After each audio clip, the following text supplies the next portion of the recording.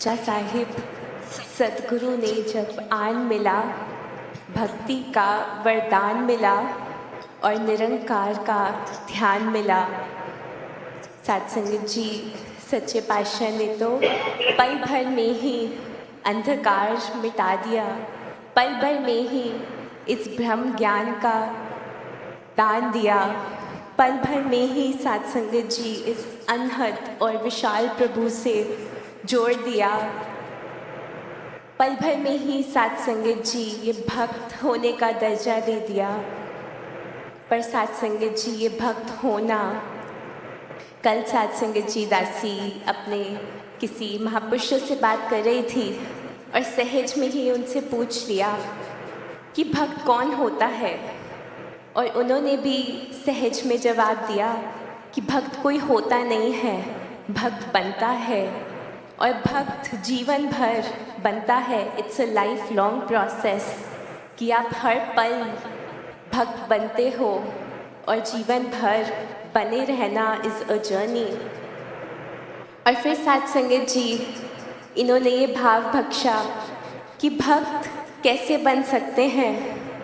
इन्होंने ब्रह्म ज्ञान दिया, भक्त होने का दर्जा दिया, परंतु हर पल जब इस निरंकार प्रभु का एहसास जीवन में बना रहे, तब साथ संगत जी हम भक्त बन सकते हैं। और फिर साथ संगत जी भाव आया कि हर पल ये एहसास कैसे बना रहे। और फिर इन्होंने ही ये भाव भी बख्शा कि जब खुद को मिटा दिया जाए, तब यह एहसास हर पल जीवन में बना रहेगा। जब खुद के कुछ ना होने का एहसास होगा, तो हर पल इनके होने का, इनकी रहमत का, इनके बख्शिश का एहसास बना रहेगा। साथ संगत जी, जैसे एक बच्चा और एक पिता, कुछ 4 साल का बच्चा अपने पिता के साथ एक कमरे में बैठा होता है और कमरे की खिड़की खुली होती है और एक पंख बाहर से आकर, खिड़की के से आकर अंदर पिता के कंधे पर बैठ जाता है। तो साथ संगत जी वह इतना हल्का फेदर, बट क्योंकि वह आता है बाहर से, तो बच्चा बहुत एक्साइटेड होता है, बहुत डांस करता है और पापा को बोलता है, पापा पकड़ो पकड़ो उसको, उठाओ। तो वह बच्चा, पिता उस पंख को जब भी पकड़ने की कोशिश करता है, क्योंकि वह इतना हल्का होता है, तो जब भी वह 2 हाथ से पकड़ने की कोशिश, तो वह पंख उतना ही दूर चलता चला जाता है एयर प्रेशर की वजह से। तो साथ संगत जी इतनी देर तक यह चलता रहा कि वह बच्चा बोलता रहा, पापा पकड़ो, पंख को पकड़ो। और जब भी पिता वह अपने हाथ ऊपर उठाते थे उस पंख को पकड़ने के लिए, तो वो पंख और दूर चलता चला जाता था। और फिर साथ संगत जी दोनों थक कर बैठ गए और फिर देखा कि वह पंख अपने आप आकर फिर कंधे पर बैठ गया।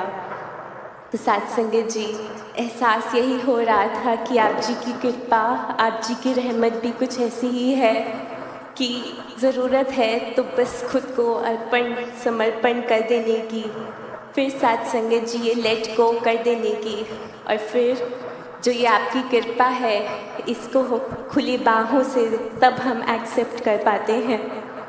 साथ संगत जी कुछ रोज़ पहले एक टर्म दासी ने पढ़ी, which is called as happiness quotient.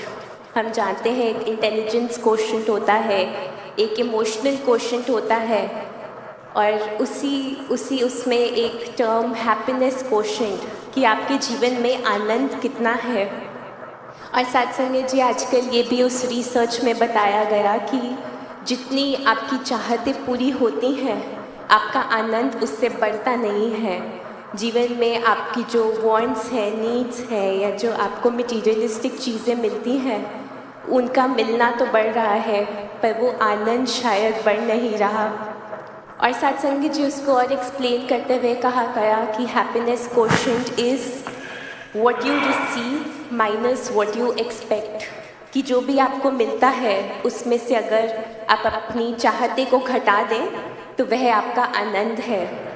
और साथ संगत जी तब भी सच्चे पातशाह ने ये भाव बख्शा कि आप जी ने तो ये एक्सपेक्टेशंस आप जी सिखा रहे हैं हर पल कि कैसे आपके दर पर खुद को मिटाते चले जाएं। और साथ संगत जी अगर वह भाव हो तो फिर व्हाट यू रिसीव, साथ संगत जी वही आनंद है।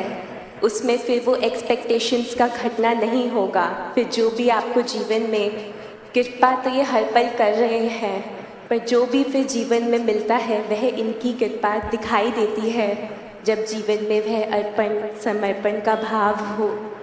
तो सच्चे पातशाह जी यही अरदास कि सभी भक्तों के मन में हर पल आप जी अपने ज्ञान का, अपने एहसास का भाव बनाए रखें। इस एहसास का घर